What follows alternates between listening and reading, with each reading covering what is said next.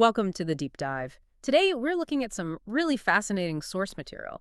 It's framed as this conversation between a wise teacher called Tu and a pretty sharp student, Tro.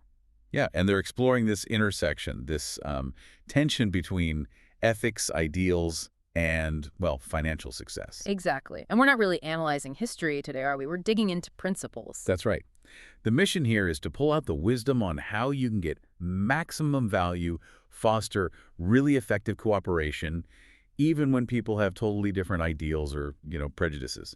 And the material really makes you face this common belief, doesn't it? Is it actually better, ethically, to stick to your guns, refuse to work with opponents? Or is the other way, just focusing on what works, being effective first, is that maybe just a smarter way to succeed, like the source points out with, say, certain historical business practices? It's a critical question, especially now the world being so fragmented. Definitely. It forces us to ask, Yeah. when does being loyal to a principle actually hold you back, become a limitation? And the whole discussion really pivots on this one powerful, kind of challenging idea that pops up again and again in the material. The idea that money has no nationality. Ah, right. Tinkonko quoktet. It's provocative. It is. And it's a brilliant frame because money, fundamentally, it's just a way to measure value exchange. It shouldn't have borders. But it seems the human mind love building borders for it. That's what becomes so clear here. We build these financial walls, these limitations, often where none really need to exist. So let's get into the Tro's initial point. Okay. So the student starts off by saying, look, people always say, don't cooperate with those who don't share your ideals. We hear versions of that all the time, right? Business, politics. Yeah, social circles too. Yeah. Sounds right. Feels principled. Well, Only deal with people you trust, people who agree with you. but then the student brings up this big counterexample, points to certain groups, specifically mentioning Jewish business traditions, who seem willing to cooperate with pretty much anyone. As long as it works. As long as the cooperation delivers real, tangible value. And that's where the student pushes back a bit, asks, okay, is this focus purely on effectiveness? Is that too pragmatic? Is it maybe, lacking a moral compass, immoral? Yeah. And the teacher's response, Thessie's response, is great because he just sidesteps the whole morality angle, initially anyway. Right. He goes straight to the consequences. How so? He flips it, poses this counter question. If you pass up a real chance to create value together just because you're stuck on a prejudice or some rigid rule, well, who loses more in that situation? That really shifts the perspective. It does, and it leads straight to the first big takeaway nugget from the source. Which is that a principle, a rule, no matter how good it sounds, if it's not actually based on wisdom. It can become a prison. It traps you, stops you from acting in a bigger way. Wow. A principle as a prison. That reframes everything. Totally. It moves the question away from, is my principle right, to is my principle wise? Does it actually help you grow, prosper, use resources well? Or does it just isolate you, lead to stagnation? Okay, but I have to ask, does the teacher talk about the risk? If you just cooperate with anyone based only on effectiveness, aren't you maybe, watering down your own values? That's definitely the tension point. Tatey isn't saying ditch your ethics. The source suggests wisdom is about prioritizing the circulation of value. Okay. If holding on to a principle makes you miss out on cooperation, on opportunities, well, the source implies that just shows the principle itself is more important to you than expanding. And expansion, in this view, is often what brings security. Exactly. And ironically, the security might be what allows you to actually practice your principles more freely later on. So it loops back. Money is borderless, but our minds create the borders. We think we're protecting ideals, but maybe we're just blocking opportunity. Precisely. And the source doesn't just leave it as philosophy, it gives some real-world context. Right. It gets into the historical evidence for this value-first idea. Yeah. It looks at the, frankly, astonishing fact that despite being scattered, facing discrimination, exclusion, Lacking a homeland for centuries. yeah, Hey. certain communities, and the text highlights the Jewish people specifically, became these major players in global finance. How? Well, this is where it gets practical. If you're shut out of the usual power structures, like state support, what's left? Your ability to create and trade value. Efficiently. You can't rely on borders or national protection, so you have to rely on competence, reliability, cooperation. The source puts it very clearly. Their success came from putting the value of cooperation above personal feelings, making a conscious effort to unite beyond prejudice. It wasn't just a nice idea. It was baked in by necessity. Survival, really. And that necessity seems to be the driver of this particular kind of wisdom. They had to learn to get past the mental walls others put up, and maybe even walls they might have been tempted to build themselves. Definitely. You think about historical grievances, it would be easy to build walls. And there's this one story in the material that just nails this idea of boundary-breaking wisdom. It's about a Jewish merchant based in Switzerland. Oh yeah, this is a great example. This merchant managed to broker a huge deal, transcontinental. And the partners. One was from Russia, the other from America. Okay, stop and think about that. Depending on the time period in the 20th century, Russia and America were like polar opposites, ideological enemies, locked in this global competition. Zero-sum game, basically. Right. And yet this merchant finds a way, creates a value proposition so good, so compelling, that these two opposing sides are willing to come to the table and exchange capital, goods. What was the merchant focused on? Just the deal, the potential for mutual value, not the flags, not the politics, not the religion, just the efficiency of making that connection happen. And that ability to be the connection point, the nexus between forces that seem completely opposed. That's where massive economic energy gets generated. This leads right into how people saw this kind of action, right? Outsiders looking at this, working with your ideological enemies, they called it. Non-principled, unprincipled, like a betrayal of your side, your loyalties. But the people actually doing it, the practitioners, they had a totally different name for it. Yeah, they called it survival wisdom.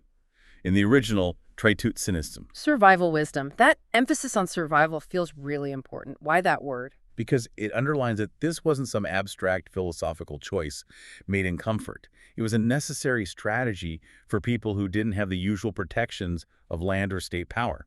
They had to optimize for what worked. Their survival literally depended on building trust and dependable value systems outside the normal lines of nationality or religion. It's wisdom because it's a strategy that proved itself over centuries.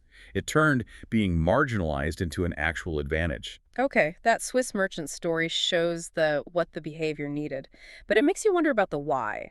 Why do our minds tend to default to putting up walls first? Let's shift into the psychology here. Yeah, it really comes down to where prejudice comes from in the first place. Yeah. The source puts it very bluntly. It says prejudice is just a product of fear and ignorance. Simple as that. We fear things that are different, things we don't understand. And we're ignorant about the actual potential on the other side. So the instinct, build a wall, protect your little-known world. But then the source flips that instinct on its head with this insight about what true strength is. Right. It argues strength isn't really found in being the same as everyone around you, living in an echo chamber. No, true strength is found in the ability to utilize difference. That's the core idea. Yep. Difference, whether it's cultural, political, professional background, it shouldn't be seen as a problem. It should be seen as potential energy.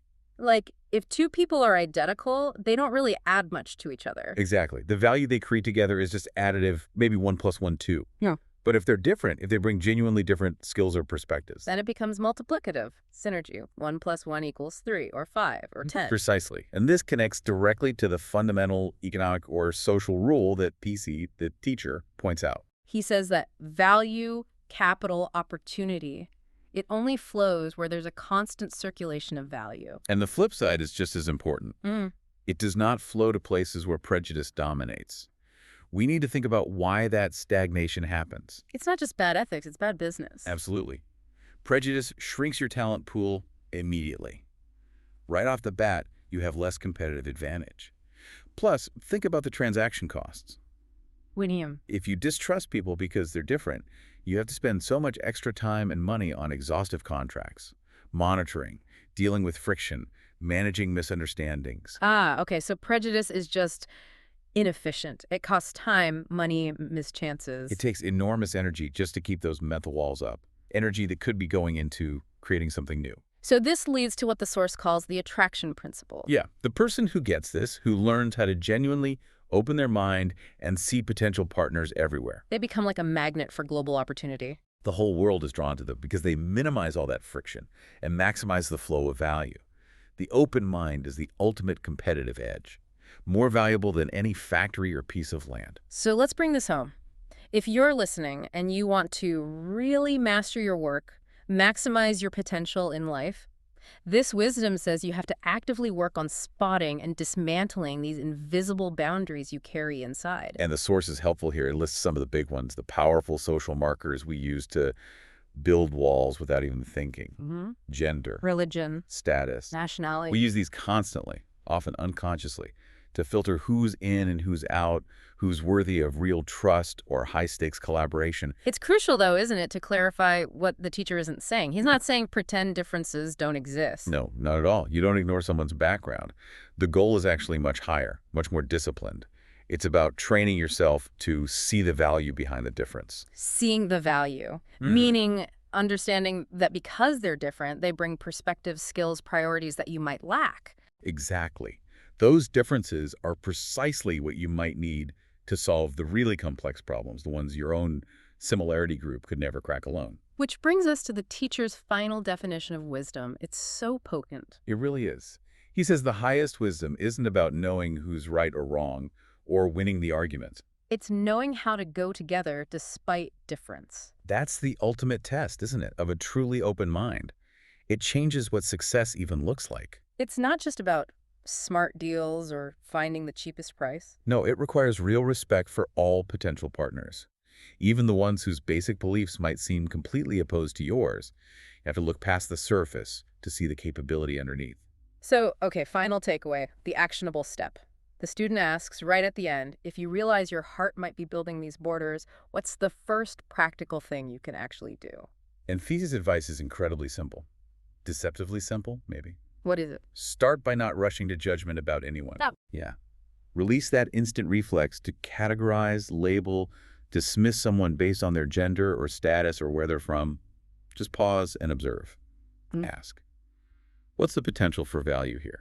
Because, as the material says, when the mind widens... Fortune opens. Such a profound connection, linking it all back to that opening idea about where prosperity really comes from. Let's end with that full quote, then. It really pulls the whole deep dive together. Okay, the final message from the source. Money has no nationality, but the human heart can become a boundary preventing money from arriving. Wow. So, the challenge for you listening. Can you identify just one judgment, one boundary you might hold unconsciously that you can consciously try to release this week? See if it opens up some new path for cooperation, for value in your own life. Thanks for diving deep with us.